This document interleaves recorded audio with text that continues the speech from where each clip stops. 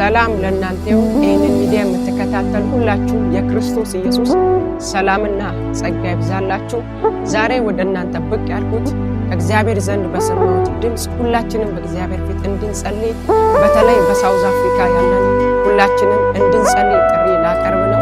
ጌታ ኢየሱስ ክርስቶስ የተባረከ።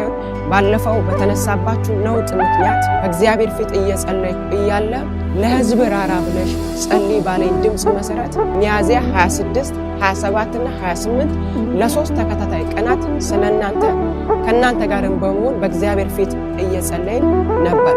ልክ የጸሎቱ መዝጊያ ሮብለት ማለዳ ላይ ጌታ እንደዚህ የሚል ድምፅ አሰማኝ። ዘግናኝ ሰቅጣጭና ለጆሮ ጭው የሚያሰኝ ክፉ ነገር ለማድረግ የታቀደ ክፉ እቅድ አለና ይህ እንዳይሆን ጸልዩ የሚል ድምፅ አሰማኝ። ወገኖቼ በሳውዝ አፍሪካ ያለን ሁላችንም ይህንን መልእክት እየተከታተላችሁ ያላችሁ አሁንም በእግዚአብሔር ፊት ባለማቋረጥ በትጋት እንድትጸልዩ ጥሬን አስተላልፋለሁ። ይህ አሁን የተነሳባችሁ ነውጥ ከመነሳቱ በፊት እንደምታውቁት እግዚአብሔር ዓመቱን ሙሉ የእግዚአብሔርን ፊት እንድንፈልግ በፊቱ እንድንሆን በተከታታይ በመካከላችን ድምፁን እያመጣ መልእክት እየሰጠን ነበር። አሁንም ከእግዚአብሔር ዘንድ የሰማሁት ድምፅ ይሄ ነው። ስለዚህ በሳውዝ አፍሪካ ያለን ይህንን መልእክት የምንሰማ ሁላችንም ሳንታክት፣ ሳንሰለች፣ ሳንዘናጋ በእግዚአብሔር ፊት ተክተን እንጸልይ። የክፉን ሐሳብ እየተቃወምን እንጸልይ። ምክንያቱም እግዚአብሔር ጸልዩ የሚለው ጣልቃ ሊገባ ነው። ስለዚህ አሁንም ደከመኝ ሰለቸኝ ሳትሉ ሳትዘናጉ በእግዚአብሔር ፊት ይህንን ክፉ እቅድ ይህንን ክፉ ሐሳብ እያፈረሳችሁ ጸልዩ። እኛም ደግሞ ባለንበት ስፍራ እንጸልይላችኋለን።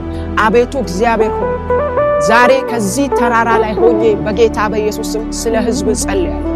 አሁንም በሳውዝ አፍሪካ በስደተኛ ሕዝብ ላይ የታቀደ ማንኛውም ክፉ እቅድ ዘግናኝ ሰቅጣጭና ክፉ ጆሮን ጭው የሚያሰኝ ነገር ለማሰማት የተዘጋጀ ክፉ እቅድ በጌታ በኢየሱስ ስም የፈረሰ ይሁን።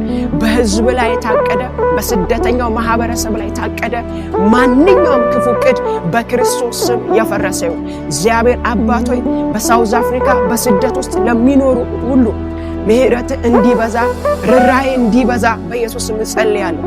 አቤቱ ለሕዝብ እንድትራራ በምሕረትና በቸርነት እንድታስባቸው በጌታ በኢየሱስ ስም እጸልያለሁ። ዛሬም ጠላት ካቀደባቸው ክፉ ሰዎች ካቀዱባቸው ክፉ እቅድ በኢየሱስ ስም ታስመልጣቸው ዘንድ እጸልያለሁ። መውጣትና መግባታቸው በምሕረት እንዲሸፈን በኢየሱስ ስም እጸልያለሁ።